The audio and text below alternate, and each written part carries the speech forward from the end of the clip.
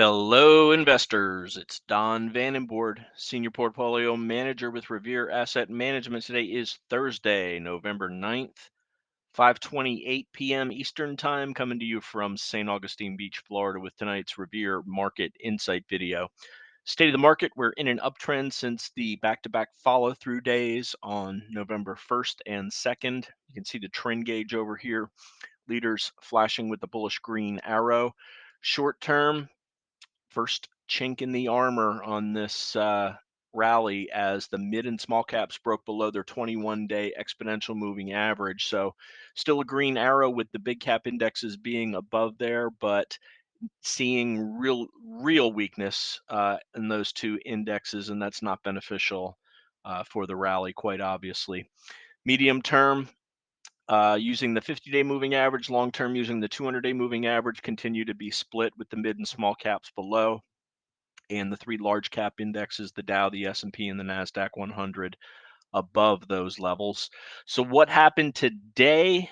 Little gap up, 0.2% on the Nasdaq and the S&P, 0.5% on small caps. Small caps looking to reclaim that 170 area, but we faded almost immediately and trended lower. Market was trying to right itself, and then at 1 o'clock Eastern time, a week 30-year Treasury auction hit the tape. Interest rates popped, stocks dropped, and sold off into the close. Combine that with a 2 o'clock speech from Jerome Powell that showed his hawkish side, and it was a double whammy, a 1-2 punch against the markets.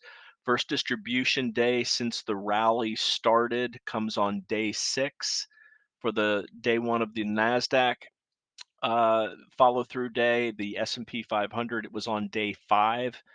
Normally, distribution on days 4 and 5 carry a 30% chance of the rally failing. We, as always, will monitor the indexes and the leading names for clues. So far, no major sell signals hitting individual names, despite the fact that we're seeing weakness in small and mid caps, and a few blowups in Earningsville. Here are the numbers on the day. The Big Seven down 1.1%, really not bad at all, except for Tesla down 5.5%. RG8, this is our 8 growth ETF composite, down 1.2%. S&P 500 down 0.8. Equal weighted S&P down 0.85. Nasdaq 100 down 0.8. Equal weight Nasdaq 100 down 0.9, Dow down 0.65, mid caps down 1.1, Russell 2000 small caps down 1.6, Global 60/40 down 0.59%.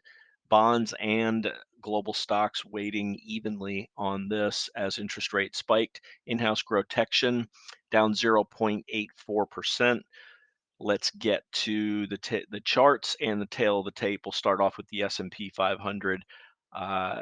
Let's go to a 30-minute chart here. This 43.85-ish level, we've been talking about it for a while. Every time we poke our head above it, even going back to mid-October, it's been a resistance area. We got above it at the open today, tried to rally into it at noon, failed, and then you can very clearly see the weakness after 1 o'clock Eastern time. Look on a 5-minute chart, it stands out like a sore thumb.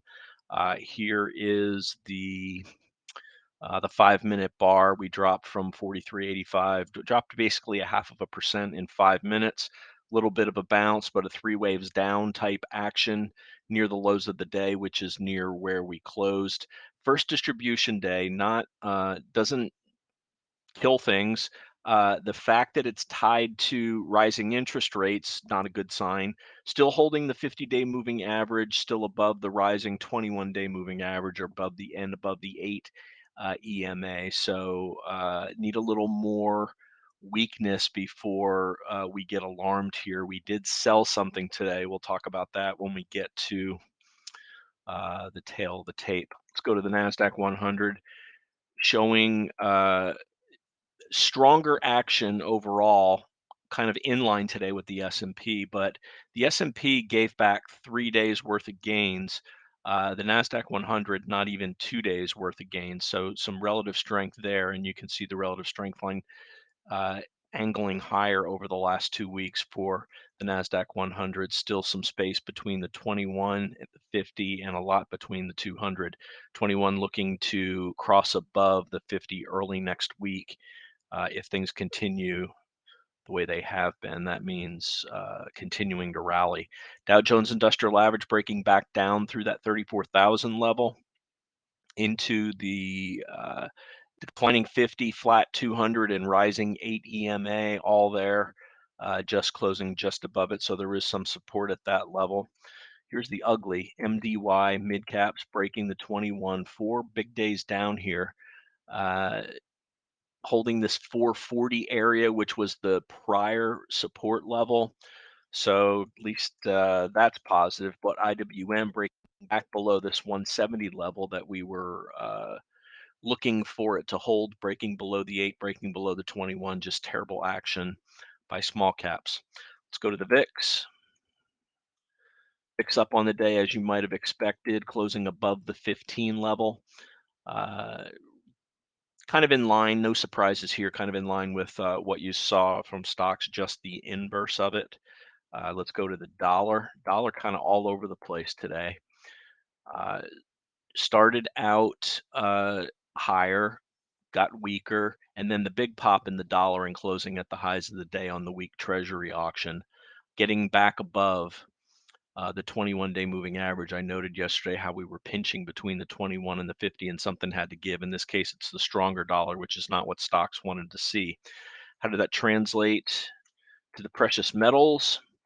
Well, despite the higher dollar, we were up on the day for gold, up 0.4%, sitting right on this 21-day moving average. Silver also slightly up on the day, but closing near the bottom of the range and failing at the 50 and 21. And gold stocks were lower, down 0.36, also failing at the 50 and the 21. Over to bonds. Bond prices with a big move down. That means interest rates were up. So giving back some of these recent gains. Here's the TLT. This is the long ETF, down 2.3%. Let's go to the yields. You're going to see a spike, of course. So we undercut the 50, reclaimed it today, wedging between the declining 21 and the rising 50. Again, we got to see who's going to win that battle. But weakness in long-term treasuries is certainly not a good thing for the market, and it causes fear and uncertainty, and the market does not like fear and uncertainty.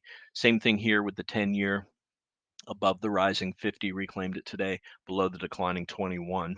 Bitcoin, overnight, big move up higher, sold off, gave up about 2/3 of the gains, still closed at a recent high, trying to break above this 36,000 level on BTC. And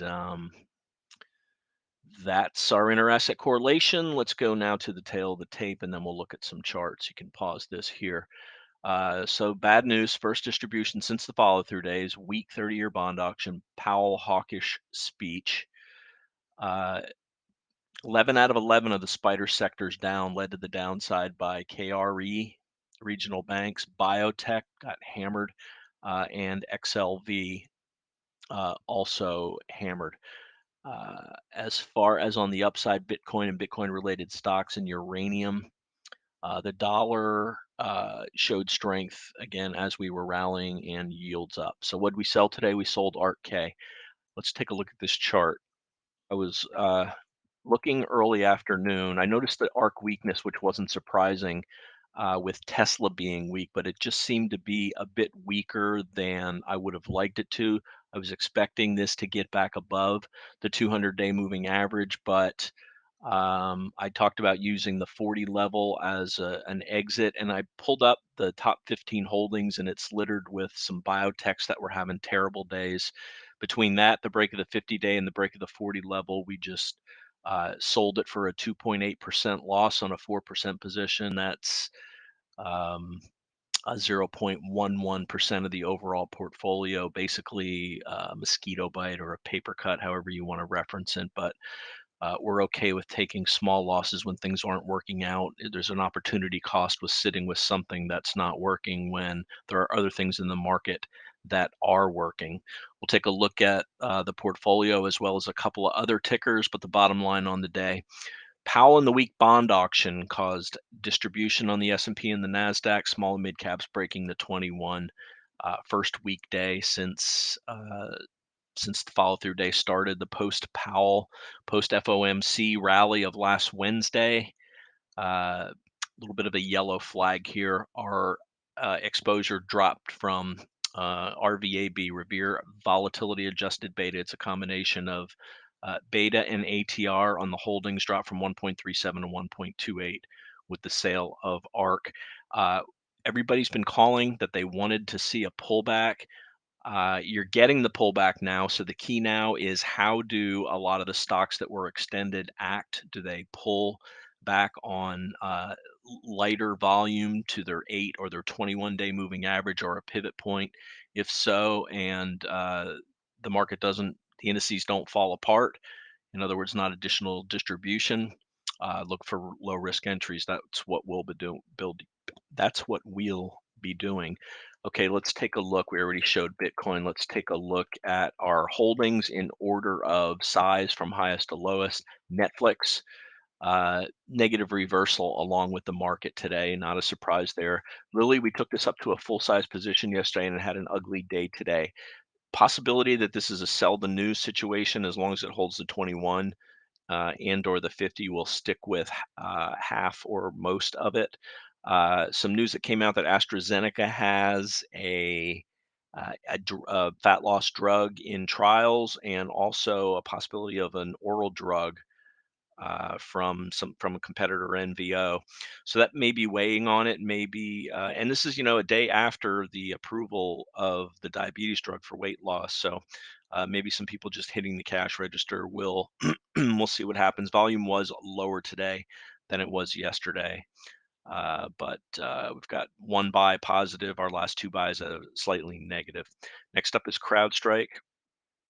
Started the day weak, uh, relatively outperformed, still down 1.6% on the day, still holding right around that, right above that 190 support level. Chart looks great. CCJ really boosted the portfolio today.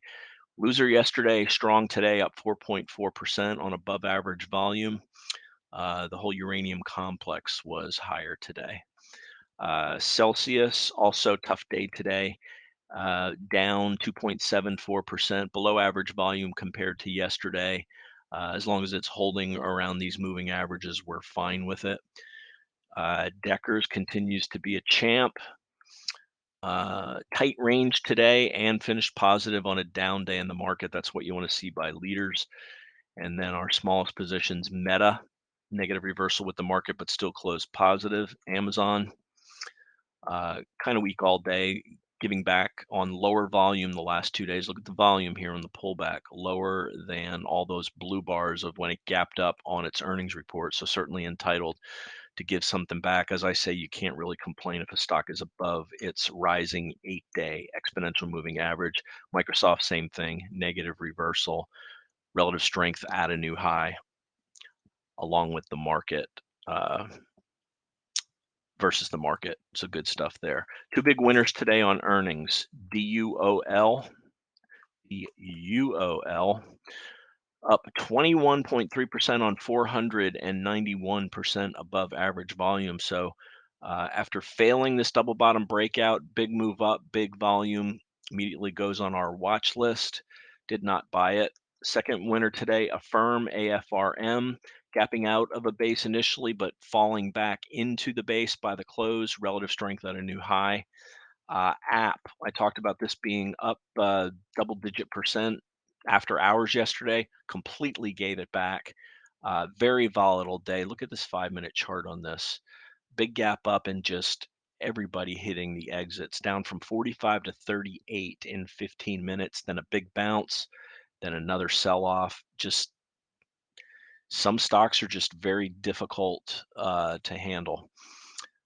Tesla, I want to show this, as this is by far the weakest of the big seven, failing into the 21 or the 200-day moving average, breaking below it today, really acting awful.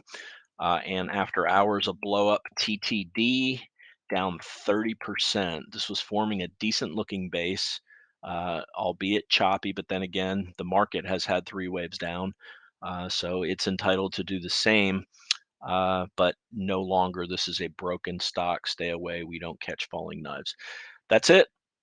As always, like to hear from you. The email is don@revereasset.com. If you're interested in becoming a client, my partner is Dan Stewart. You can reach him at dan@revereasset.com or call 855 Real Wealth. That's 855-732-5932. Remember, it's not how much you make in the market, it's how much of that you can keep. Rally mode fine on the big cap indexes, not so fine on mid caps and small caps. Leaders still holding up. We'll see what tomorrow brings. And with that, I'll wrap up the video for Thursday, November 9th. This is Don Vandenbord with Revere Asset Management, telling it like it is. Thanks for listening and have a great day.